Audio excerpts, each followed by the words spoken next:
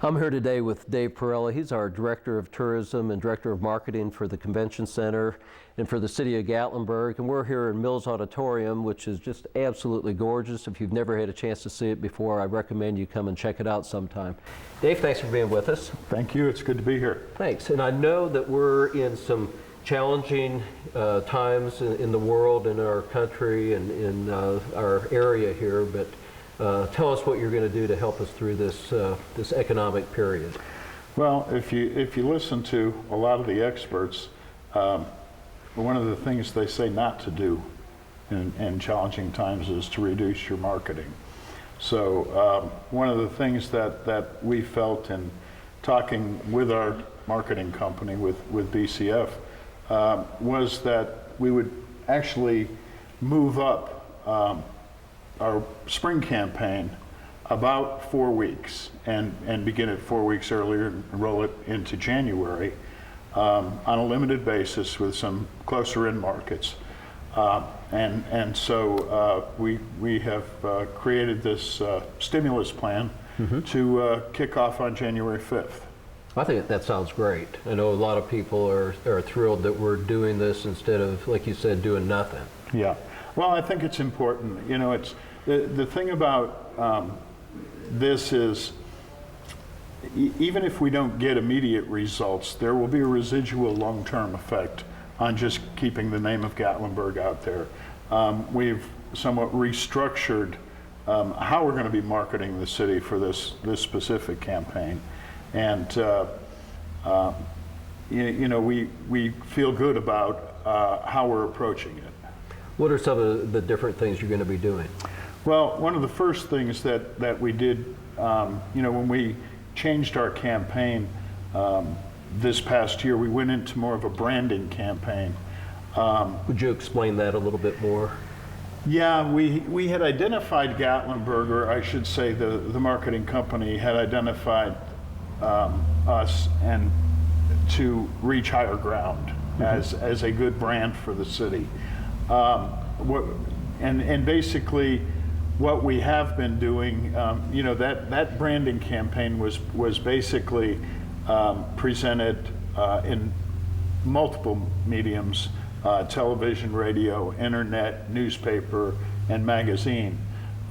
This particular campaign that we're going to kick off in January, we're going to change our approach more from a branding campaign to a campaign that has a strong call to action. And rather than using all of those mediums, we're going to be focusing on radio, newspaper, and internet. Those types of mediums, we have more time in those to deliver a message. For instance, on radio, we have basically a 60-second ad versus 30 seconds. It gives us more time to explain our message to the listener. And with newspaper, again, we have something printed in front of them, you know, so that it gives us more of an opportunity, again, to deliver that message with the strong call to action to get people to actually react to the ad or the commercial, rather than filing it in their subconscious. Sure. You know, so we feel that in this time period, this is a good approach for us to take. We have worked with the business community, the lodging community, and they have developed some packages, and on the Gatlinburg.com website, deals in packages. So there's some great value packages for people that want to come here. So that's more or less the call to action. You can get a great deal now, so do it now, don't wait. Right, and it gives, you know, it's interesting because there's some very creative packages on there that can pretty much touch, you know, whether it's a family or a couple or a group of couples. You know, there's packages on there that would satisfy any of those groupings of people that might come. But you know, this is really the first time that we have gone to the community and asked them, you know, to help us develop what can be a strong call to action. And we're very grateful for the support that the lodging folks have shown in getting those packages on the website. In numbers, like in dollars, what are we talking about? Well, we had originally asked for $150,000 that would be spent in a 3-week period of time beginning January 5th. What we were able to do is we went out to the community, we talked to a lot of the lodging properties, to the Attractions Association, and what we were able to do is get commitments for 47 packages. 47 different companies step forward to participate. Well, we have 47 2-night packages that we're going to use as giveaways, as sweepstakes on all these different radio stations. Oh, cool. That we're going to be advertising on, and just so that part of it adds about a little over $260,000 in added value. So what we had originally intended to be a $150,000 campaign is now going to have the exposure of a $400,000 campaign. Even though I hate the expression, it sort of sounds like turning lemons into lemonade. You know, it's really a mushroom, it sounds like. It really has. The community's been great. The Attractions Association has given us 47 attractions passes for 2 people. That will be part of it. So people will be able to sign up for a 2-night stay and an attractions pass. You know, you mentioned 2 different markets. What markets are you really targeting, and are these markets we've been in before? Are any of them new? Is it within a certain distance, or? Yeah, what we looked at was our first evaluation was winter markets. What we felt were good winter markets, and you know, from the research we've done in the past, and then we looked at how those markets fared in the springtime, and what the markets we've settled on are Knoxville, obviously, is a great feeder market for us. Nashville, Chattanooga, Birmingham, and Greenville and Spartanburg, South Carolina. Those are the markets that we're going to be going into with this program. And again, it's going to run for 3 weeks. About 35%, or I think 37% each in radio and internet, and the remaining 26% in newspaper. So it's an interesting campaign. Again, we've retooled some of our commercials. Part of the radio, we're allowing the stations to use their own creative thought and let their on-air personalities, I like that. Openly talk about it. We think that actually gives it more life in a market, rather than us just trying to strictly deliver our message. Sure.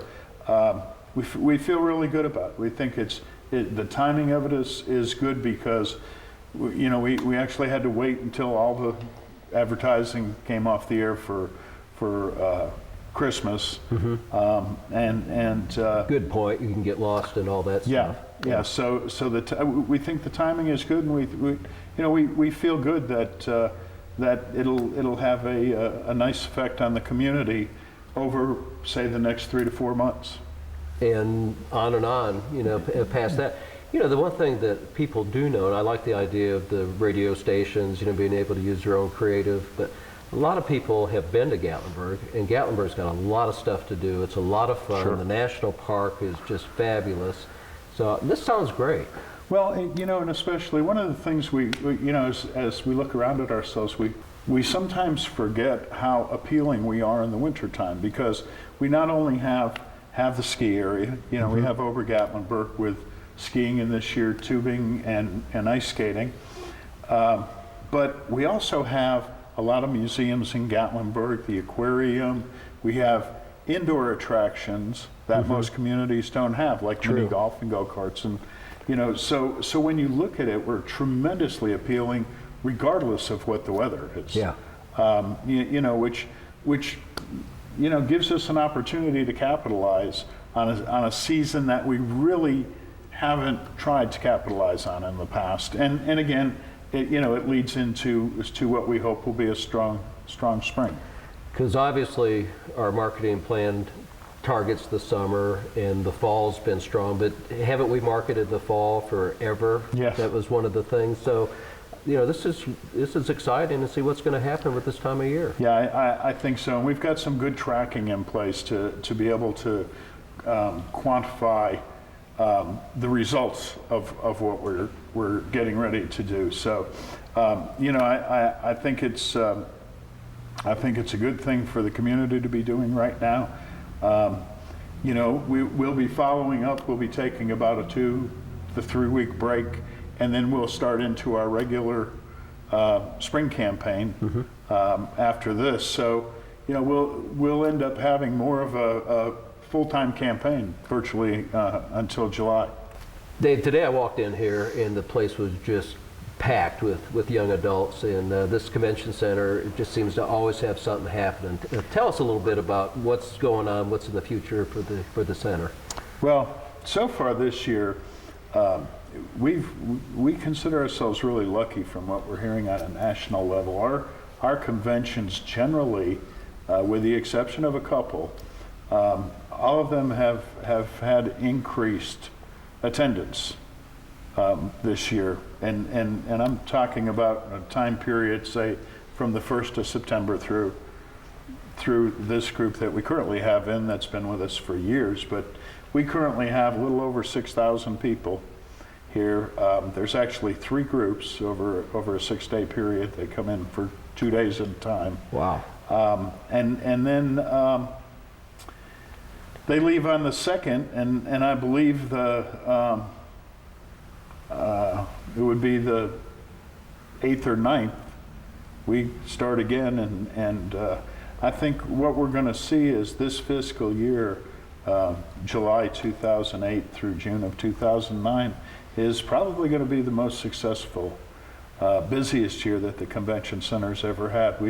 This new facility that we're sitting in, the Mills Conference Center, has just added a different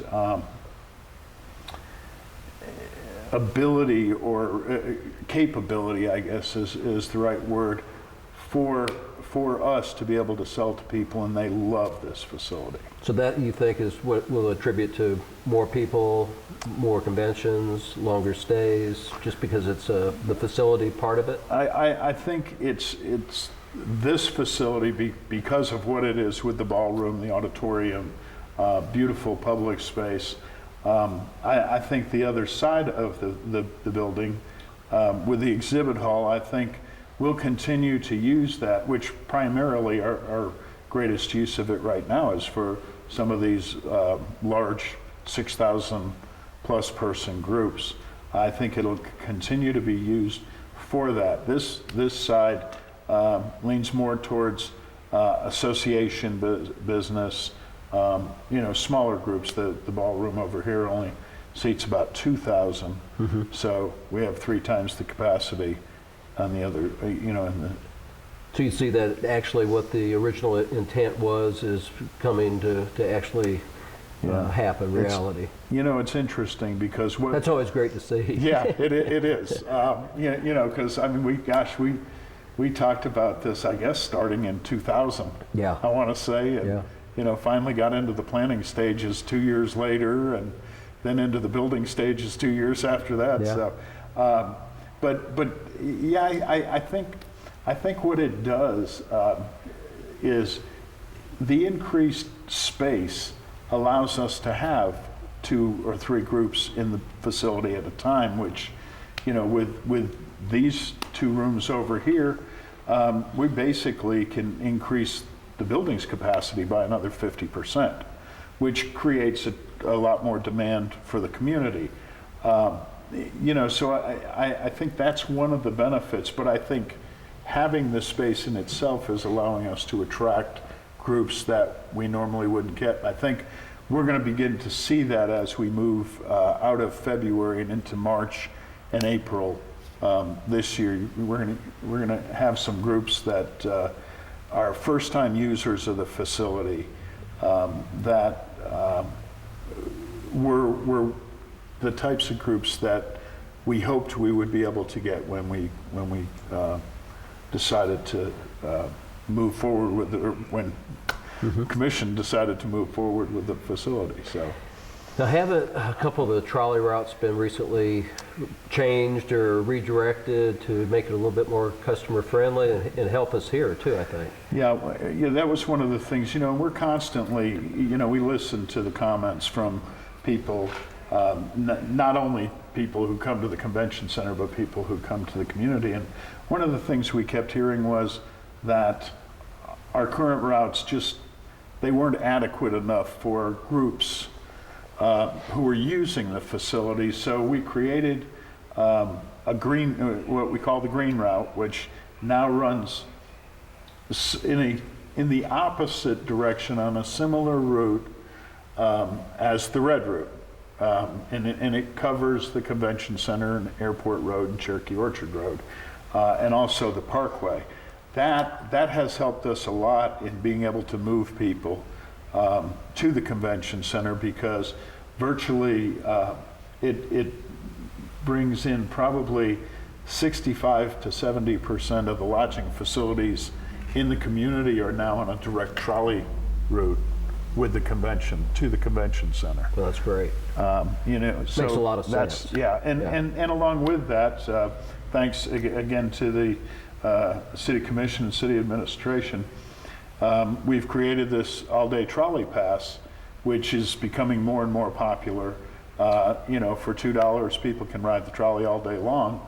How did they get a pass? Well, they're available at all the welcome centers, and we have gotten them, I think, in about 30% of the lodging facilities so far. It's kind of a building basis. We don't want to take on more than we can handle, so we're doing it slow enough for us to be able to work into a system. But, they seem to be helping a lot, getting more riders onto the trolleys, and that again turns into a good thing for our environment. I watch the trolleys all the time, and obviously where we live, I drive in front of the aquarium about 4 or 5 times a day, which is the main hub. But I think it's part of the Gatlinburg experience. People love riding the trolleys. Oh yeah, and that's great. And the all-day passes for $2, they can ride all day long. Yep. Yeah, and, what a deal. And it really is, because right now our fare is 50 cents. So if you go round trip to 2 places, if say you're staying at one of the hotels on Airport Road, and you just want to ride down to the Parkway, in the morning and again in the afternoon, you've covered it. But then, it allows you to go out to the Glades for that same $2. So it really is. It can be money well spent. Yeah, good service. Anything else about the convention center? I know you guys have been being more green. You've we saved money there, which is commendable. We've and I've got to give credit to our operations department and maintenance department. We talked about an energy management program earlier in June, in May, I guess it was, and implemented it in June. And we're averaging, reducing our kilowatt hours by probably over 125,000 kilowatt hours a month average. And we've been able to reduce our demand by anywhere between 10 and 20+%. That's a lot. For a facility this size, that's a lot. We're very pleased with that. But again, the efforts of the folks in this facility, what we've asked them to be, the employees to become more aware of, they've really taken it to heart, and they've done a tremendous job. Just realizing that, when you walk out of a room, a ballroom, and all the lights are on. Doesn't make any sense. Yeah.